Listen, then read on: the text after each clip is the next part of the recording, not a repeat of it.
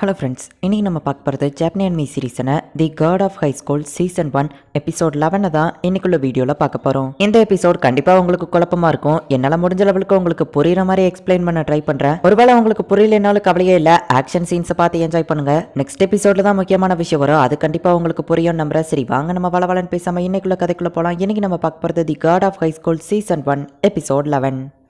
ஹெவனை பாதுகாக்கிறதுக்காக காட்ஸ் வந்துட்டு Fox ஸ்பிரிட்க்கு training கொடுத்தாங்க. ஆனா ஒரு கட்டத்துல அதோட பவரை பார்த்து காடே பயப்பட ஆரம்பிச்சாங்க. அதனால அதை கொல்லும்படி ஆணையிட்டாங்க.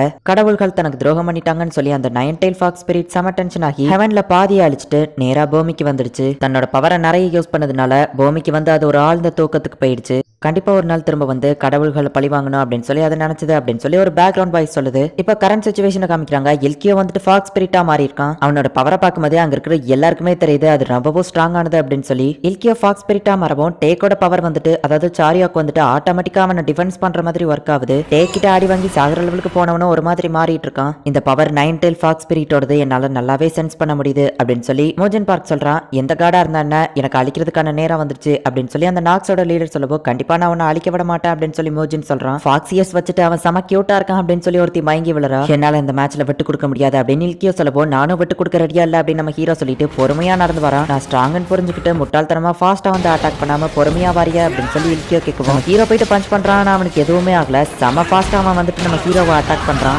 ஏர்ல இருக்கும் போதே நம்ம ஹீரோவை அப்படியே ஹிட் பண்ணி கீழே விழ வைக்கிறான். ஆனா நம்ம ஹீரோ அப்பவோ விட்டு கொடுக்கறதா இல்ல, எந்திரிச்சு சண்டை போடுறதுக்காக போறான். நம்ம ஹீரோ அவனை அட்டாக் பண்ண போகுவோம், அவன் பதிலுக்கு அட்டாக் பண்றான். பார்த்தா நம்ம ஹீரோ காணாம போயிருந்தான். ஆக்சுவலி நம்ம ஹீரோ இல்யூஷன் மாதிரி ஒன்னு கிரியேட் பண்ணி இப்போ செம ஃபோர்ஸா போய் அட்டாக் பண்றான். ஆனா இல்கியோ ரொம்பவும் ஸ்ட்ராங் அப்படிங்கிறதுனால நம்ம ஹீரோவை அடிச்சு போட்டுருதான். கண்டிப்பா உன்னால என்ன ஜெயிக்க முடியாது அப்படின்னு சொல்லி இல்கியோ சொல்றான். அப்ப இல்கியோக்கு திடீர்னு ஒரு மாதிரி ஆகுது. என்னாச்சு அப்படின்னு நம்ம ஹீரோ கேட்கும். என்ன பத்தி நீ கவலைப்பட தேவையில்லை அப்படின்னு சொல்லி அவன் சொல்றான். இல்கியோ வந்துட்டு ஃபாக்ஸ் ஸ்பிரிட்டெல்லாம் யூஸ் பண்ணி நம்ம ஹீரோவை போய் அட்டாக் பண்றான். இல்கியோ ஃபைட் பண்றதை பார்க்கும்போது அப்பதான் நம்ம ஹீரோக்கு ஒரு விஷயம் புரியுது. சாரியோக்குங்கிறது என்னதான் கடவுள்கிட்ட இருந்து பாரோ பண்ற பவரா இருந்தாலுமே கூட யூஸ் பண்றவங்களோட சொந்த மைண்ட் அண்ட் ஃபைட்டிங் டெக்னிக்கை யூஸ் பண்ணி தான் அவங்க ஃபைட் பண்றாங்க. சோ பெருசா எதுவும் வித்தியாசம் இல்ல அப்படின்னு நம்ம ஹீரோ யோசிக்கிறான். அவனோட சாரியாக்கு ரொம்பவும் பவர்ஃபுல்லா இருக்கு. மோரி கிட்ட சாரியா கூட கிடையாது. ஆனா அவன் இன்னும் விட்டு கொடுக்காம சண்டை போடணும்னு நினைக்கிறானே அப்படின்னு சொல்லி நம்ம ஹீரோட ஃப்ரெண்ட்ஸ் ஆச்சரியப்படுறாங்க. உங்ககிட்ட சாரியாக்கு இருந்தாலும் நீ இன்னும் மாறல அப்படிங்கறத நம்ம ஹீரோ புரிஞ்சுக்கிட்டான். இப்ப ரெண்டு பேருமே வேற லெவல்ல ஃபைட் பண்றாங்க. சாரியா இல்கியோ கிட்ட இருந்துமே கூட நம்ம ஹீரோ அவனுக்கு ஈக்குவலா ஃபைட் பண்ணிட்டு இருக்கான். ஆனா என்னதான் இருந்தாலும் இல்கியோ தான் ரொம்ப ஸ்ட்ராங் ஆனவன். இல்கியோட 9 டெயில் ஃபாக்ஸ் ஸ்பிரிட்டை யூஸ் பண்ணி இப்ப அவன் அட்டாக் பண்ண போகும். நம்ம ஹீரோக்கு திடீர்னு ஏதோ சில விஷயங்கள் தெரிய ஆரம்பிக்குது. நம்ம ஹீரோ திடீர்னு ஏதோ மாதிரி மாறுறான். நம்ம ஹீரோ பண்ண அட்டாக்ல அந்த ஃபாக்ஸ் ஸ்பிரிட் அவ்வளவு டெஸ்ட்ராய் ஆயிருது. நம்ம ஹீரோ பண்ண அட்டாக்ல இல்கியோட அந்த ஃபாக்ஸ் ஸ்பிரிட் ஒரு செகண்டுக்கு மறைஞ்சிட்டு அதுக்கப்புறமா அவன் கிட்ட திரும்ப வருது. ஒரு பிரைட்டான ஒளி கிரியேட் ஆகுறதுனால யாராலையுமே உள்ள என்ன நடக்குங்கிறத பார்க்க முடியல.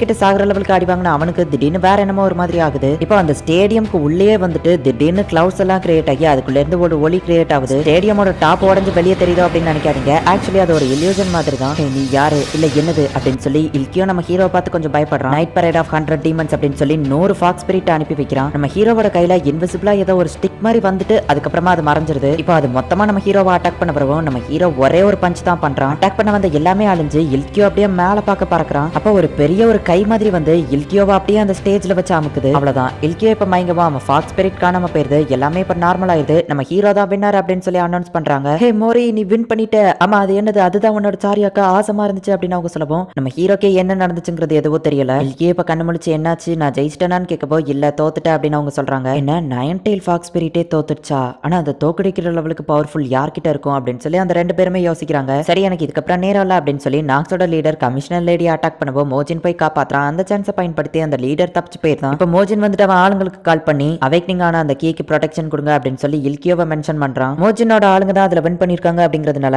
இப்ப வின் பண்ணதை நினைச்சு எல்லாருமே என்ஜாய் பண்ணிட்டு இருக்காங்க. சார், இங்கே எல்லாமே நார்மலா தான் போயிட்டு இருக்கு அப்படின்னு கமிஷனர் கியூ சொல்லவும் எல்லாரும் நம்ம லொகேஷனுக்கு வந்துருங்க அப்படின்னு சொல்லி மோஜின் சொல்றான். இல்கியோக்கு பெருசா எதுவும் அடிப்படலைனாலுமே கூட அவனுக்கு ப்ரொடெக்ஷன் கொடுக்கணும்னு சொல்லியிருக்காங்கிறதுனால அவனை சும்மா பேருக்கு ஹாஸ்பிட்டல்ல வச்சிருக்காங்க. என்னாலதான் நம்ம டீம் தோத்துடுச்சு, என்ன மன்னிச்சிருங்க அப்படின்னு சொல்லி இல்கியோ சொல்லவோ, ஹே என்ன சொல்ற, நீ பண்ணது உண்மையிலேயே ரொம்ப ஆசமா இருந்துச்சு அப்படின்னு சொல்லி அவன் ஃப்ரெண்ட்ஸ் பாராட்டுறாங்க. என்னோட ப்ராமிஸ் நீ காப்பாத்திட்டியான்னு கேட்கவும், ஆமா நான் காப்பாத்திட்டேன், ஆனா லைஃப் லாங் அந்த ப்ராமிஸ் எப்பவும் முடியாது அப்படின்னு சொல்லி அவன் சொல்றான். நம்ம ஹீரோ இல்கியோவை பாக்குறதுக்காக வந்திருக்கான். உண்மையிலேயே நம்ம ஹீரோ ஸ்ட்ராங் தான் அப்படின்னு சொல்லி அவங்க ரெண்டு பேரும் பாராட்டுறாங்க. எப்படி இருக்க நம்ம ஹீரோ கேட்கவும், நான் நல்லா தான் இருக்கேன், நீ எப்படி இருக்கேன்னு இல்கியோ கேட்கறான். நான் ஒன்ன விடவோ ஸ்ட்ராங்கா இருக்கேன் அப்படின்னு நம்ம ஹீரோ சொல்லவும், நானும் ரொம்ப ஸ்ட்ராங்கா தான் இருக்கேன், ஆனா என் ஹெல்த்ல எதுவும் பாதிப்பு வரக்கூடாதுங்கிறதுக்காக அவங்க சும்மா என்ன பேருக்கு ஹாஸ்பிட்டல்ல வச்சிருக்காங்க அப்படின்னு சொல்லி இல்கியோ சொல்றான். மாதிரி உண்மையிலேயே நீ வேற லெவல்ல ஃபைட் பண்ண, அதுதான் உன்னோட சாரியாக்கான்னு கேட்கவும் எனக்கு தெரியல நம்ம ஹீரோ சொல்றான். ரெண்டு பேரும் ஒரே மாதிரி தான் இருக்கீங்க, ரெண்டு பேர்ட்ட கேட்டாலும் பண்ணாலுமே அதுதான் உங்களோட சாரியாக்கான்னு கூட உங்களுக்கு தெரியல அப்படின்னு சொல்லி அந்த பொண்ணு திட்டுறா. மீராவை விட போய் மோசமா இருக்காளே அப்படின்னு நம்ம ஹீரோ சொல்றான். நம்ம ஹீரோ ஏதோ முக்கியமான விஷயம் பேசணும் வந்திருக்கான் அப்படிங்கறத இல்கியோ புரிஞ்சுக்கிட்டு ஃப்ரெண்ட்ஸ் எனக்கு கொஞ்சம் ஸ்நாக்ஸ் வாங்கிட்டு வரீங்களா அப்படின்னு சொல்லி அவன் ஃப்ரெண்ட்ஸ் அனுப்பி வைக்கிறான். அவங்களும் இல்கியோ புரிஞ்சுக்கிட்டு அங்க இருந்து கிளம்புறாங்க. என்ன விஷயம் பேசுறதுக்காக வந்திருக்க மாதிரி அப்படின்னு சொல்லி இல்கியோ கேட்கவும் என் தாத்தாவா அவங்க கடத்தி வச்சிருக்காங்க. சோ அதனாலதான் நான் என்ன ஆனாலும் சரி இந்த காம்படிஷன்ல வின் பண்ணியே ஆகணுங்கிறதுக்காக தான் இப்படி பண்ண அப்படின்னு நம்ம ஹீரோ சொல்லவும் சரி ஓகே எனக்கு புரியுது, உனக்கு வேற ஆப்ஷனும் கிடையாது, ஃபைனல்ஸ்ல உன் கூட சண்டை போட போற அந்த டேக் ரொம்பவும் ஸ்ட்ராங்கானவன், அவன் கிட்ட கொஞ்சம் ஜாக்கிரதையாவே இரு. ஆனா நீ உன் ஃபேஸ் இவ்வளவு சோகமா வச்சிருக்கிறது கண்டிப்பா உன் தாத்தாக்கு பிடிக்காது, எதை பத்தியோ கவலைப்படாத, ஜாலியா ஃபைட் பண்ண அப்படின்னு சொல்லி அவன் சொல்லவும் கண்டிப்பா பண்ற இல்கியோ அப்படின்னு நம்ம ஹீரோ சொல்லவும் இல்கியோ அண்ணன் சொல்லு, ஏன்னா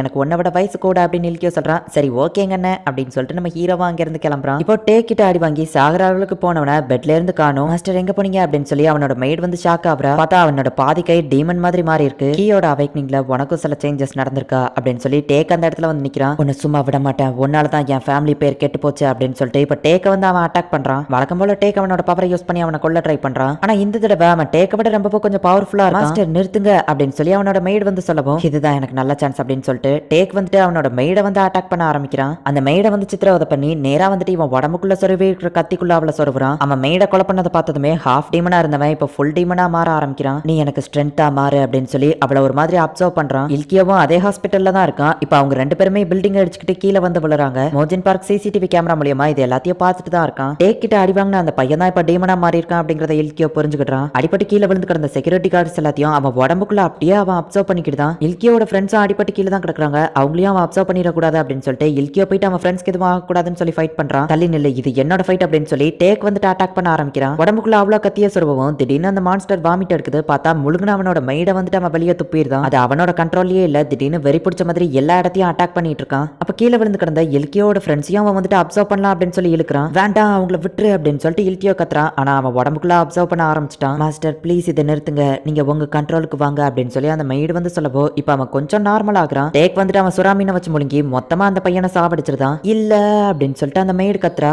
இப்ப அவன் இறந்து போயிட்டான் அப்படிங்கிறதுனால அவன் அப்சர்வ் பண்றதுக்காக இல்கியோட ஃப்ரெண்ட்ஸ் ரெண்டு பேரையும் அப்சர்வ் பண்ண பார்த்துப்பான். அவங்க ரெண்டு பேரும் கீழே விழுறாங்க. பாதி அப்சர்வ் பண்ணதுனால ஒருத்தனுக்கு அவனோட கை போயிடுச்சு, இன்னொருத்திக்கு கால் போயிடுச்சு. சும்யோக்கு நடந்த மாதிரியே இவங்களுக்கும் நடந்துச்சேன்னு சொல்லி அவன் வருத்தப்படுறான். அவங்க ஃப்ரெண்ட்ஸ் ரெண்டு பேருமே கதறிட்டு இருக்காங்க. டாக்ஸோட லீடர் டைரக்டா அந்த சிட்டிக்குள்ள வந்து மை காட் அந்த கீயை அழிக்கிறதுக்கான நேரம் வந்துச்சு அப்படின்னு சொல்லி அவனோட பவரை யூஸ் பண்ணி ஒரு கேட்டை ஓபன் பண்ணி அதுக்குள்ள இருந்து நிறைய கிரீச்சர்ஸ் வெளியே வந்து அட்டாக் பண்ண வைக்கிறான். அப்சர்வ் பண்ண அந்த மெய்டை அவன் அப்படியே துப்பியிருப்பான். அவளுக்கு எதுவுமே இருக்காது. இவங்களோட கையும் கால போனதுக்கு காரணமே அந்த டேக் தான். சுறாமீனை வச்சு கடிச்சு அந்த மான்ஸ்டர் கொல்லும்போது இவங்களோட கையும் காலும் துண்டா போயிருக்கும். உன்னை சும்மா விட மாட்டேன் அப்படின்னு இல்கியோ சொல்லவும் பழைய வீக்கான ஆள் நான் கிடையாது அப்படின்னு சொல்லி டேக் சொல்றான். இல்கியோ இப்ப செம டென்ஷன் ஆயிட்டு டேக்க போயிட்டு அடின்னு அடிக்கிறான். ஒரு சைடு ஃபாக்ஸ் ஸ்பிரிட் வச்சிருக்கிற இல்கியோவை ப்ரொடெக்ட் பண்ணணும். இன்னொரு சைடு அந்த நாக்ஸோட லீடர் ஒரு கேட்டை திறந்து நிறைய கிரீச்சர்ஸ் அட்டாக் பண்றதுக்காக அனுப்பிட்டு இருக்கான். காட் ஆஃப் ஹை ஸ்கூல் அதோட முடிவுக்கு வந்துடுச்சு அப்படின்னு சொல்லி மோஜின் பார்க் சொல்றான். இந்த இடத்துல இந்த எபிசோட் முடியுது. இல்கியோ கிட்ட தான் அந்த ஃபாக்ஸ் ஸ்பிரிட் பவர் இருக்கு அப்படிங்கிறதுனால அவன் தான் அந்த கீயா இருக்கும் அப்படின்னு சொல்லி இல்கியோவை ப்ரொடெக்ட் பண்ண மோஜின் ட்ரை பண்றான். கீ அவேக்னிங் ஆயிடுச்சு அப்படிங்கிறது நாக்ஸோட லீடருக்கு தெரிஞ்சிடுச்சு. சோ அதனால தான் டைரக்டா வந்துட்டு நாக்ஸோட லீடரை சிட்டிக்குள்ள வந்து அந்த கிரீச்சர்ஸ் அனுப்பி அட்டாக் பண்ணிட்டு இருக்கான். இல்கியோ வந்துட்டு ஃபாக்ஸ் ஸ்பிரிட்டை வச்சுட்டு செம ஸ்ட்ராங்கா இருந்துமே கூட நம்ம ஹீரோ வந்துட்டு அவனை அசால்ட்டா தோக்கடிச்சிருப்பான். ஆனா நம்ம ஹீரோ ஃபைட் பண்ணும்போது அந்த இடத்துல ஒரு பிரைட்டான ஒளி வந்ததுனால